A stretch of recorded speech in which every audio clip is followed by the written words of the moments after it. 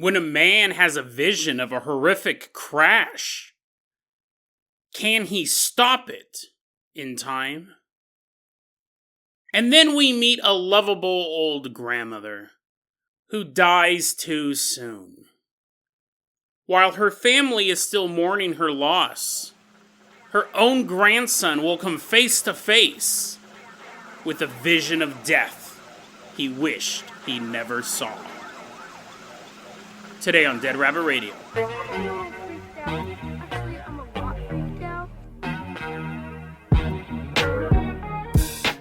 Hey everyone, welcome back to another episode of Dead Rabbit Radio. I'm your host, Jason Carpenter. I'm having a great day. I hope you guys are having a great day too. I hope you guys are having tons of fun doing whatever you're doing. We're getting close to Halloween, the spookiest night of all.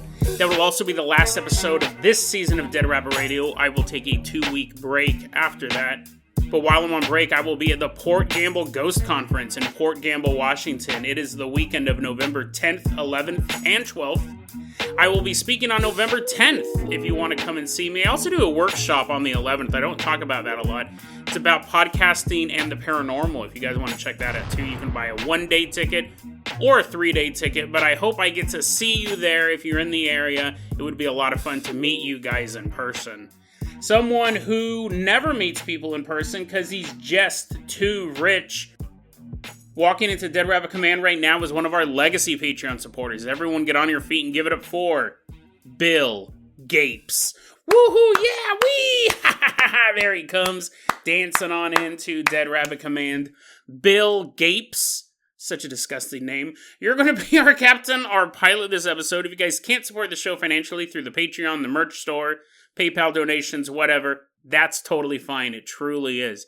Just help spread the word about Dead Rabbit Radio. That helps out so much. Tell your friends, tell your family, tell everyone you know.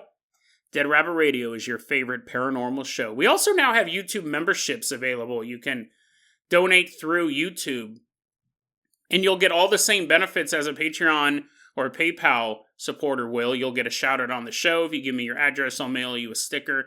Still trying to figure out a way that I could get you guys into the Discord, because that is controlled by Patreon, but we'll see what we can do. But that option is now available as well.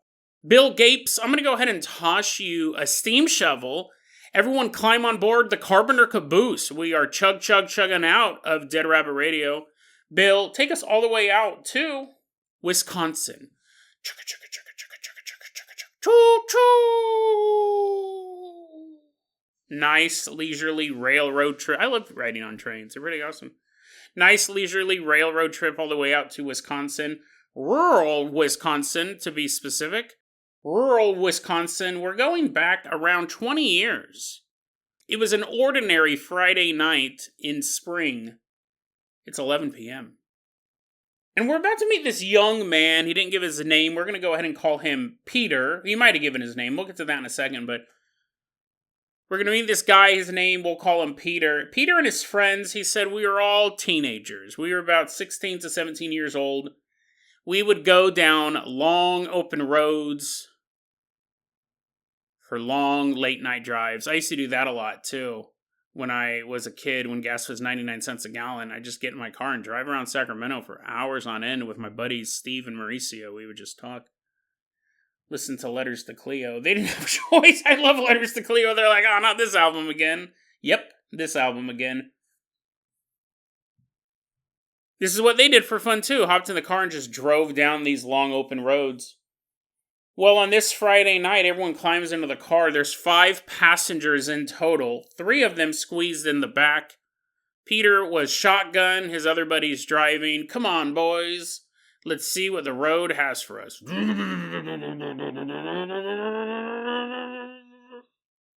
Driving off into the night.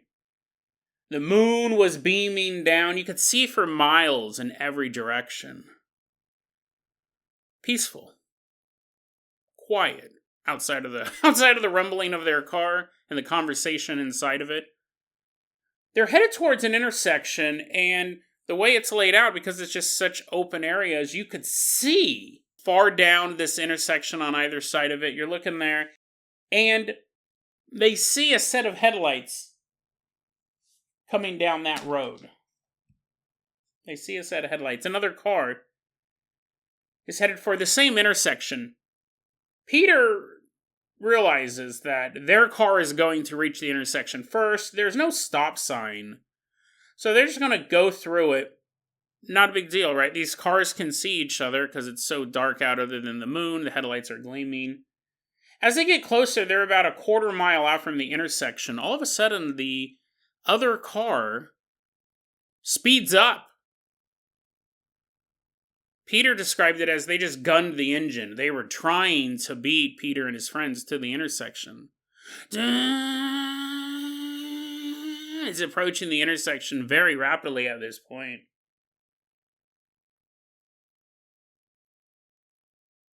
And who knows why the driver didn't make any adjustments, or maybe he did. You know, the folly of youth. Maybe you think, wow, I'm going to beat this knucklehead to the intersection. I'm going to be the first one to cross this road. It's not a big deal, right? It's not a big deal to an adult. Whatever, let the other car beat you.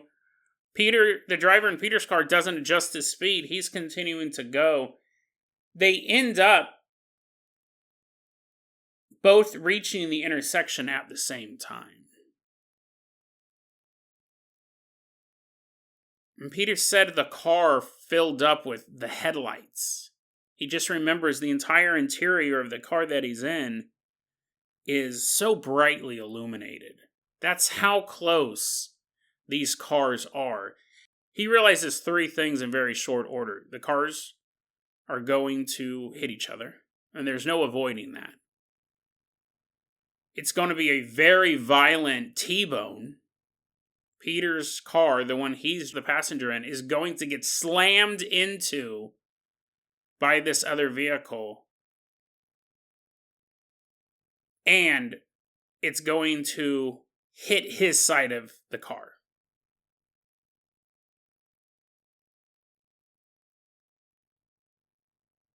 And it's not just that Peter notices this. Everyone in the car notices this. Everyone in the car begins screaming. They all start to brace for impact.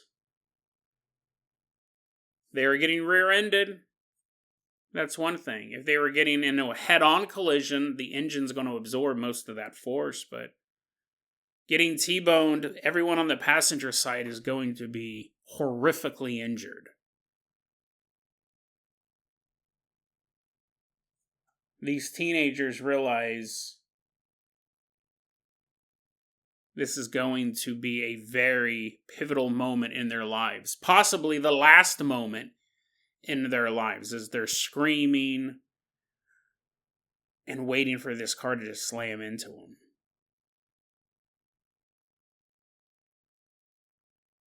But the other car's headlights shut off before impact.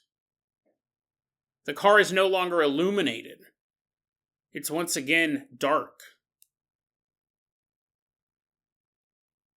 And that's when Peter and his friends realize the other car was never there in the first place. It had completely vanished.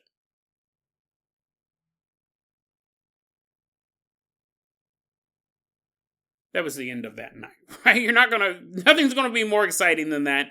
You're not gonna head out to the local Sonic, grab some slushies. No, you're gonna go home. You're gonna go home because you can't explain what just happened. And he said the whole ride back, that's all we talked about. What happened? We could see the car approaching from a distance. It sped up. It slammed into us. Well, it didn't slam into us. That's the weird part. It should have. We're glad that it didn't. But we saw it from far off. We watched it speed up. The headlights filled our car, and then nothing. A week later, it's another Friday night. That's how weeks work. And all of the friends want to go out for a late night drive, but Peter has to work. So he's like, guys, I can't go out with you guys tonight. Have fun. Later that night, / early the next morning, Peter gets some bad news. His friends were involved in a horrific car accident. around 11 p.m., they are driving through rural Wisconsin. And they got T-boned by a car at an intersection. Chills ran up Peter's spine. He knew instinctively and learned later it was the same intersection where they saw the event happen last week. This week did end in a collision. It was a drunk driver. T-boned them at this intersection. Everyone survived. His 4 friends were in the car. All of them survived. But 2 of them needed extensive surgery. And one of them, his friend sitting in the passenger seat, the same seat that he was sitting in last week, and the seat he would have been sitting in had he gone out with his friends that night. That friend not only had to have tons of surgery, he had a really bad brain injury. And while he is alive and all right now, he had to learn how to walk again.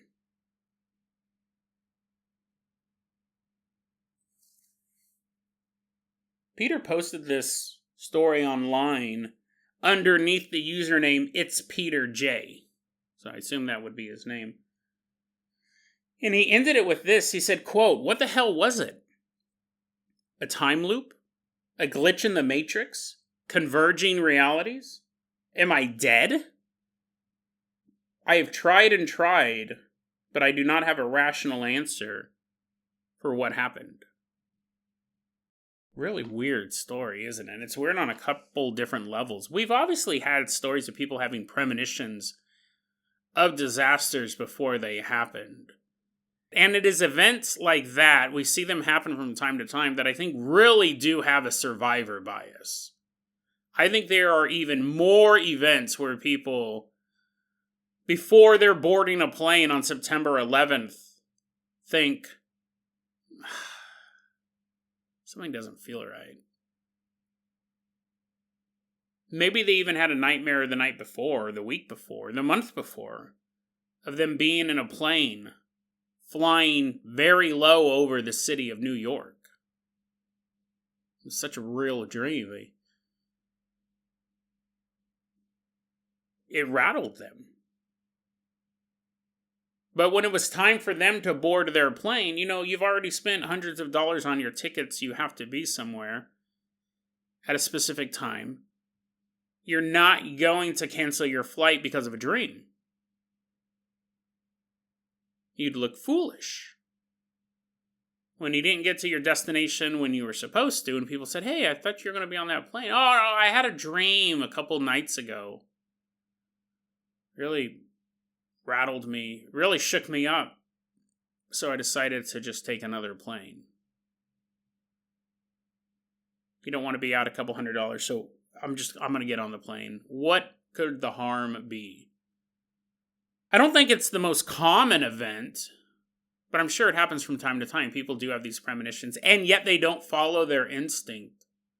They get on that plane, and then it crashes into the World Trade Center.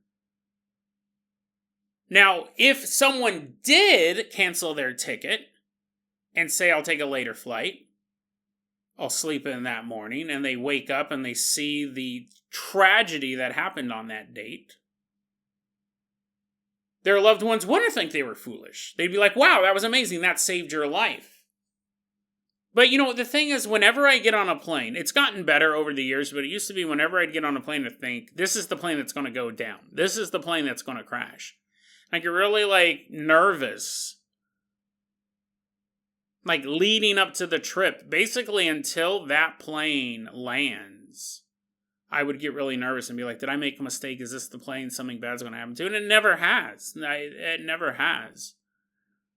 But imagine if I had canceled all those tickets. Imagine if I was like, I have a really bad feeling about this, and canceled all those tickets. I'd look foolish. I'd be wasting money. So a lot of times we do get on that plane. We covered an episode not too long ago. It might have been a season or two ago. I'll put it in the show notes. about the guy who was aboard a ship traveling, just way back, like old-timey, like I think it was turn of the century, 1900s or something like that.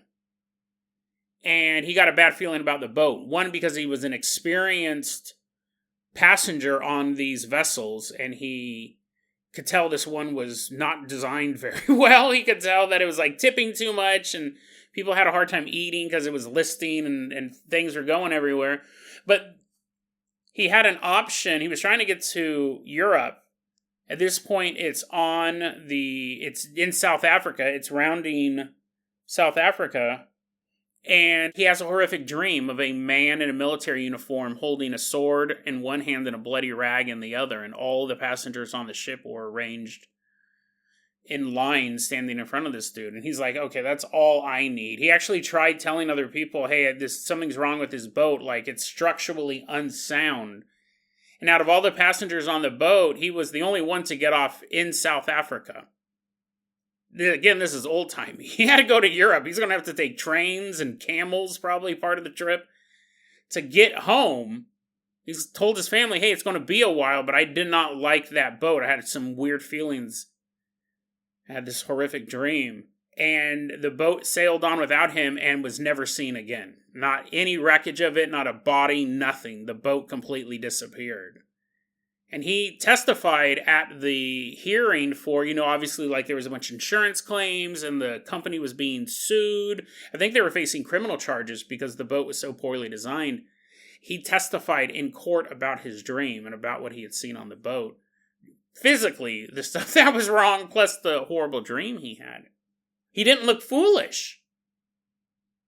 They go, wow, what an amazing thing. But think about the amount of money he had to spend, and he obviously had it available. Like, I would be like, well, I guess I'm South African now. Like, there'd be no way for me to travel up through Africa. I don't have that type of money. Now, it's really interesting, this story, because nobody died. And they all witnessed the event. All 5 of them, the same 5 people in the car the previous week, felt that they were going to get slammed into by this car. And yet it didn't happen. They all experienced it. It wasn't that just Peter had seen it. He was trying to convince his friends, no, you can't drive tonight. And if you do, just stay away from that intersection, please, guys. They all had seen it. They all couldn't explain it. And when a week had passed, they decided to just travel around randomly. I don't think they go, let's go to that intersection and see if that happens again. This is just a path that they would take. And this accident happened. And you could say, well, even if Peter had been in the car, he would have just gotten a bad brain injury. Which, he's still, like having to learn how to walk again is pretty rough. It's also possible, like I had a friend who was a bodybuilder, and he had a stroke. Very young man when he had a stroke in his 20s. And he lost pretty much all of his muscles. Like, he still had muscles. He wasn't just a pile of goo rolling around in a wheelbarrow. He had muscles, but he goes, yeah, all that work. He goes, I put in so many years building my body up. He'd done modeling and stuff like that. He was a bodybuilder, did modeling for bodybuilding supplements and stuff like that. He goes, all that work, I felt like it was such a waste. And I said, well, it probably saved your life. I go, had you have been in worse shape, that stroke most likely would have killed you or drastically changed your life rather than you just losing all of that definition, all that muscle mass you'd put on over the years. And he goes, he never thought about it that way. He goes, yeah, you're right. A stroke at my age with my body type is going to be far more devastating than a stroke someone, even my own age, who's more fit. And so Peter could have been killed in the car accident. You could have 2 people in the same car accident. Maybe the friend braced himself in a way that Peter wouldn't have.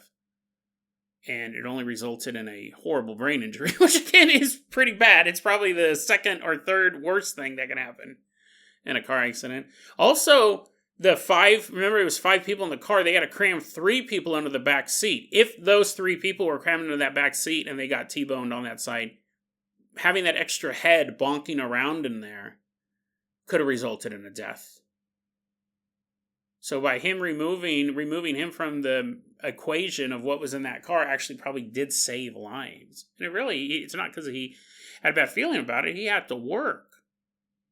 But it's such an interesting story because his questions are valid. Like, did they die in the original accident? Is he in an alternate reality where he didn't die? That is what the multiversal theory would be. That you die in one reality, you shift to another one. But then why did the other friends remember the first one? Did they die as well? Were they then caught up in the second car accident? Because in some sort of Final Destination twist, even though they didn't die in the first car accident, they were injured. But since Peter was there, it was a piece on the board that was out of place. So the universe basically reset the game the following week and put those friends in the situation they were supposed to be in. It's just a bizarre story. And I wonder, like, I think that they did what we would all do. We'd chalk it up to a weird event, but we would still keep driving. I don't think that that would be enough to make sure we never drove down that intersection again. But these kids did. Because it's not that, right? They didn't see it as a vision of their demise. They just saw it as a weird paranormal event. Odd story. And he's been thinking about it for 20 years, and he's like, I still don't know how to explain it. I just came across it a couple weeks ago. I definitely don't have an answer either. Bill Gates, I'm going to go ahead and toss you the keys to the Carpenter copter. We are leaving behind Wisconsin. Fly us all the way out to Grandma's house.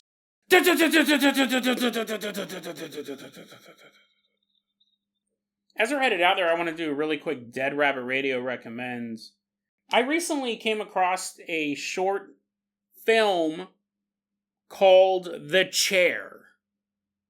It's a short film made by a filmmaker named Curry Barker. He does some comedy stuff, but he's recently branched out into horror, and he did a short film called The Chair, and it's absolutely fantastic.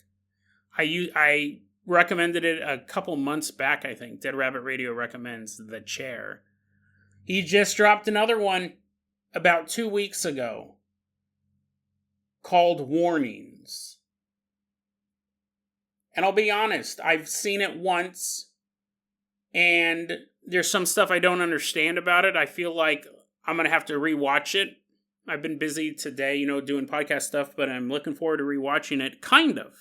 Because if you saw The Chair, you'll know that Curry Barker, and this is a young man, this guy must be in his mid-20s. He has an eye for the terrifying.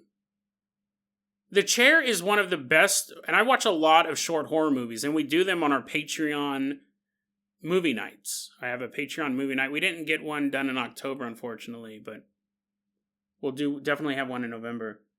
I watch a lot of short horror content. Curry Barker is the undisputed king of this content. I mean, absolutely fantastic stuff. So when he dropped the new one that I just found out about called Warnings, I watched it as soon as I could. He's genius. He's a genius. He's dropping stuff in these short films I've never seen. And as a lifelong horror movie fan, horror story fan, all of it. Just for example, I've never seen this. I was watching this and I thought, I've never seen this in any medium. And it's absolutely terrifying. In this short, and this isn't what the whole thing's about. I'm not going to give anything away, but I thought this was such an intriguing element. In the short film Warnings, a man is having a nightmare, and in the nightmare, someone shows up and takes a picture of him, a Polaroid of him in the dream.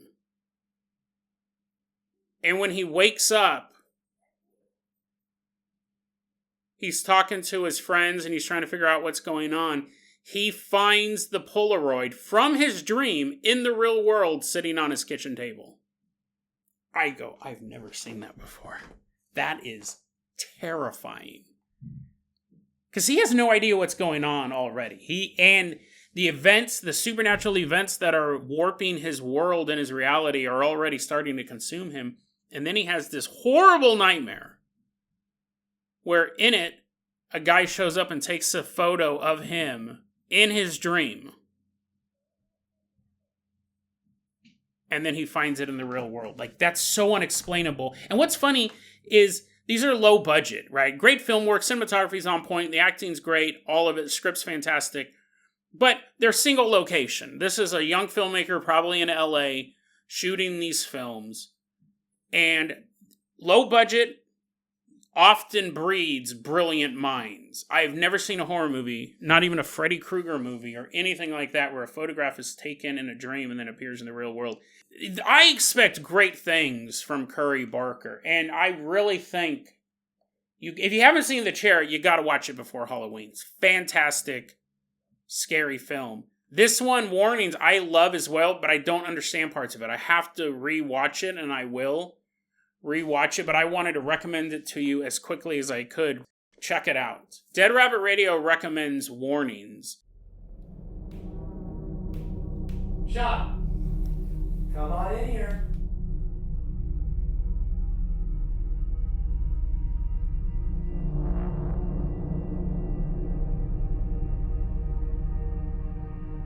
Let's talk about these notes.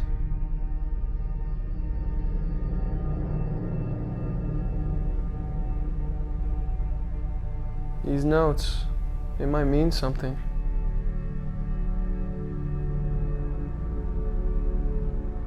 What do you mean?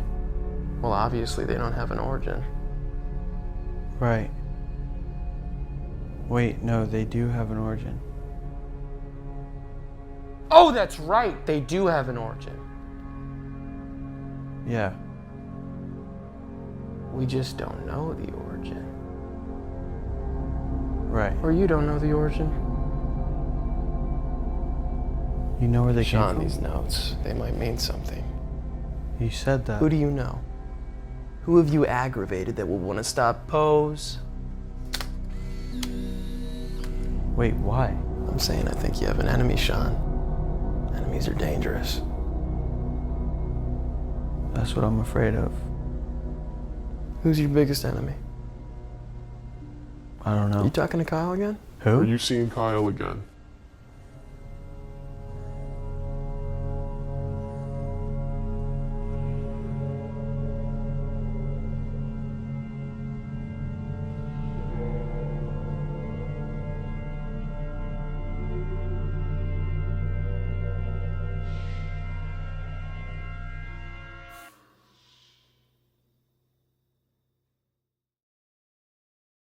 We've landed at Grandma's house. Bill Gapes is letting us off of the Carpenter copter. We're about to meet a young man. Let's call him Joey. It's 2009. And I'm sorry if you have an aversion to car accidents. I didn't really think when I put these two stories together. Like, whew, that last story was my worst nightmare. Surely the story about the dead grandma will be better. It's 2009. Joey's great-grandpa and great-grandma, who we'll call Scott and Mary, are driving down the road. Scott runs a stop sign and horrible car accident. So I don't know where this story took place. It didn't take place in Wisconsin, at least as far as I know. It's a horrible car accident, and Mary dies in a very grotesque way. There's a lot of good ways to die. There's some gross ways to die. Apparently, she was so lacerated. She had so many lacerations from this car accident that she was bleeding out pretty heavily. According to Joey, she had swallowed some of the glass. The impact was that forceful that some of the glass went down her throat and began cutting her up from the inside as well. So it wasn't only her wounds to her body that were killing her. She was drowning in her own blood. She ends up dying on the way to the hospital. Joey and his family, they're not from this area. They may be from this area, but they weren't living in the area at the time. They travel out for the funeral. I believe the great-grandpa survived. There was no mention of that, but they travel out for the funeral. And Joey's family says, you know what? Instead of getting a hotel, why don't we all stay at Grandma Mary's house? Stay there. So they do. And the day of the funeral has approached. They're there for a couple days, making preparations, and finally the day of the funeral has approached. And Joey's mom says, hey, go iron your shirt. You can't be dressed like that. It looks all crumpled up. You slept in it last night, didn't you? He's like, yeah, probably shouldn't have done that. Go iron your shirt. Oh, fine, Mom. I'll do that. Now, Joey's been to this house before. He knows where Grandma Mary keeps the iron. In the basement. And he walks down there, and he finds the ironing board. But he can't find the iron. He's looking around.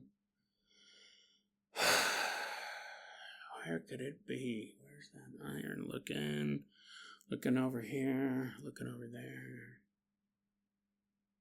And he says that he thought out loud to himself, which I understand what that means. A lot of times I'm thinking, but there are times where I will think out a phrase, clearly talking to myself without moving my lips. He thinks to himself out loud. He goes, Great Grandma, where would you have put the iron?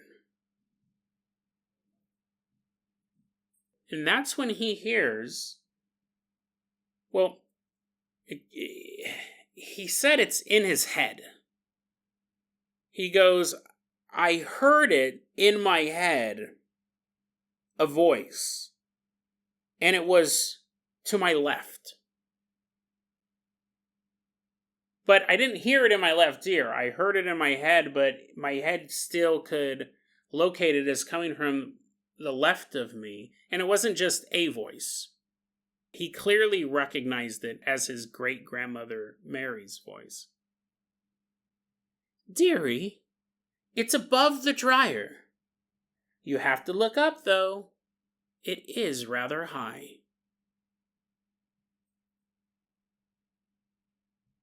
And he does. He looks up. But then he thinks for a second. He's like, wait a second. Wait a second. He looks up to see if the iron's really there. But then he thinks, wait, what? Like, there's something more important than the iron's going on down here. I just heard my grandmother's voice, my great-grandmother's voice, to the left of me. So I'm not worried about the iron right now. Is Grandma here? And Joey said that he turned to his left.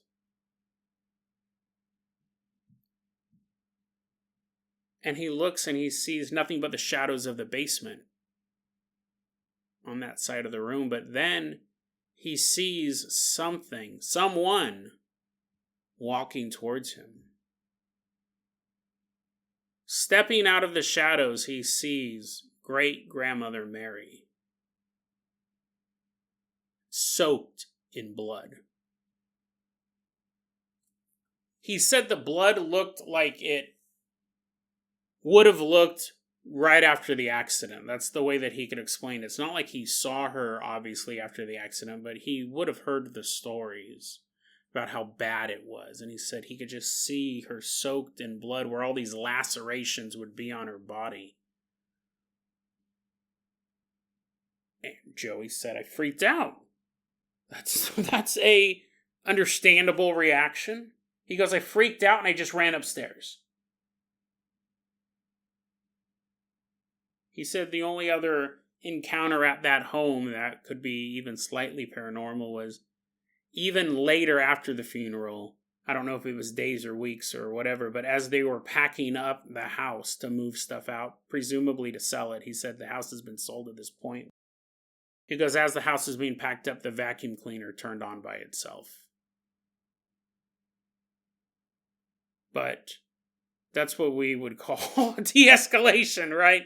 Vacuum cleaner turning on by itself, while that may be paranormal, blood-soaked grandma in the basement is really the selling point. And I'm not saying that I'm glad. I'm in no way hope that you guys think I'm saying it's a selling point that this guy's grandma died. It's not a good thing. But, I mean, the blood-soaked grandma is kind of the climax of this story.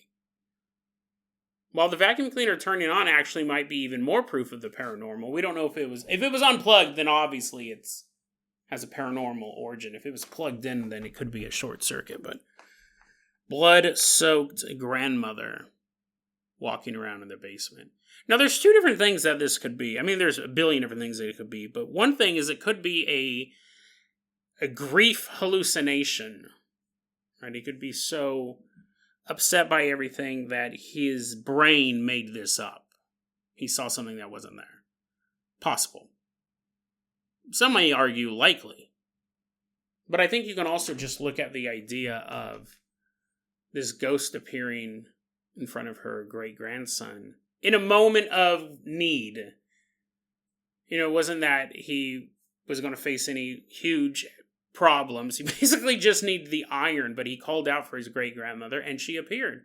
The curious thing about that is, this is something we've talked about over the course of 4 or 5 years on this show, really.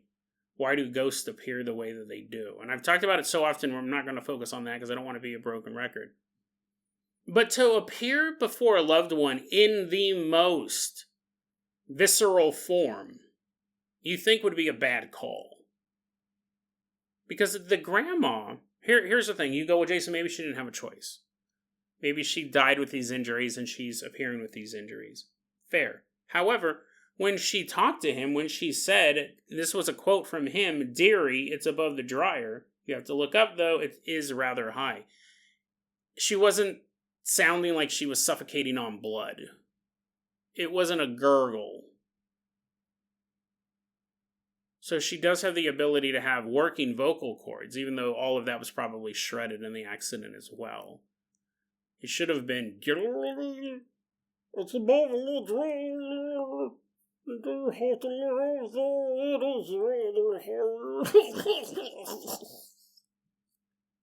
But it wasn't. So, some of the injuries followed her in the afterlife, but not all of them.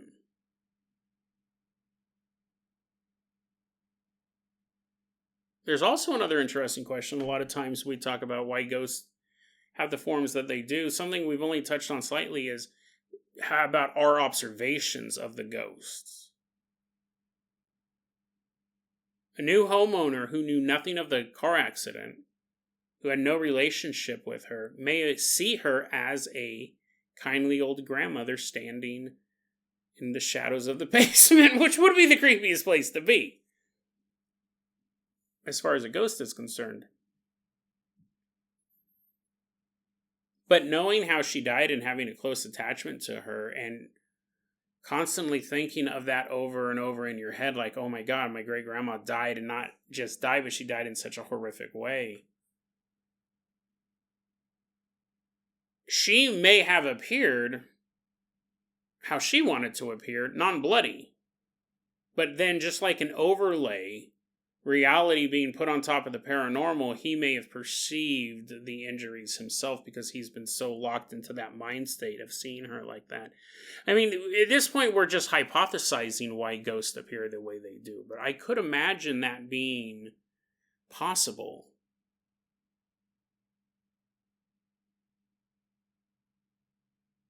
The way that he puts it, he uses kind of interesting wording when he describes her ghost. He said, she steps out from the shadows, covered in blood, as she would have been when she died.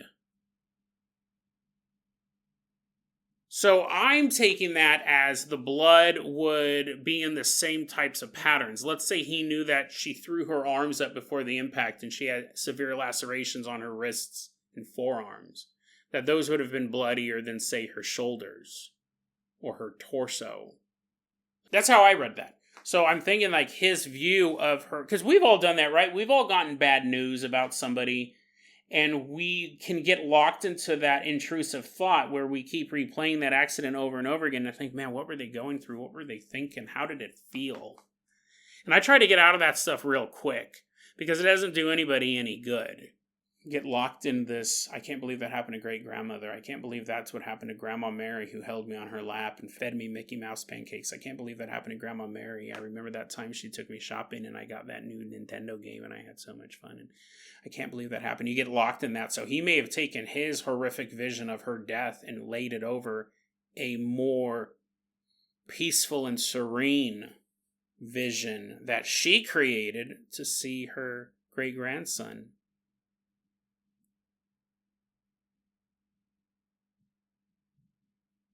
Just like the first story, we don't know. It is the exploration of the unknown when we delve into these stories.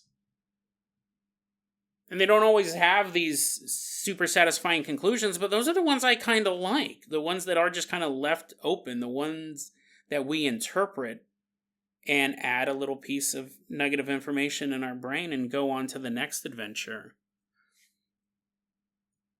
I would be very interested, though, if she's still in this house.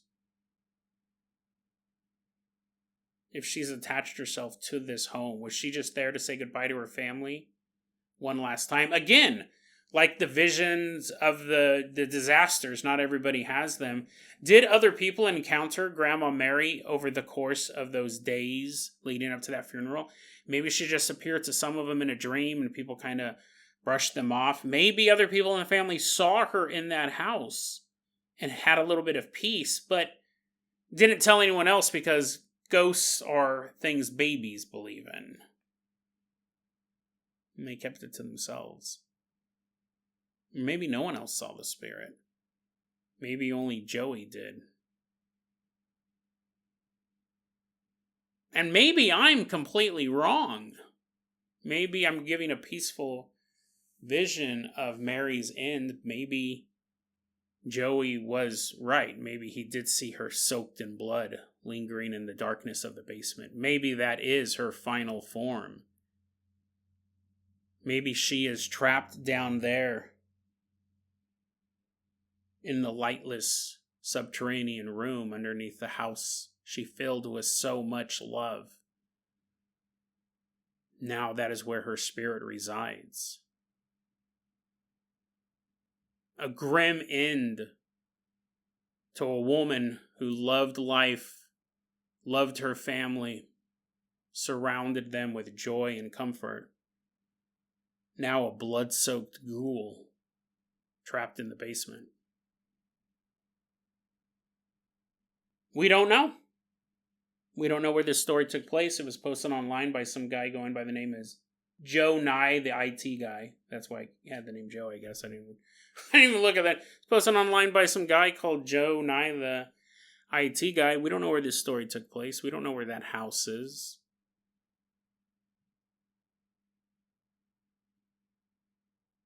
But right now, someone could be walking around the basement of their home, throwing some clothes in the dryer, checking their watch, realizing it's a little too late, that they got to get up early for work tomorrow morning.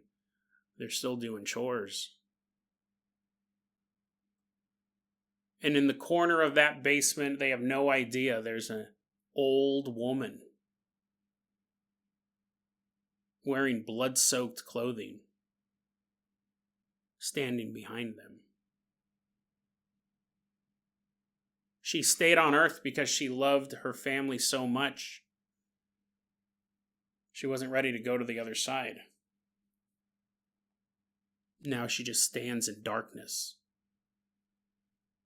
weeping for the family that sold that home and will never, ever return. Even though she gave up an eternity in paradise just to see her family one last time.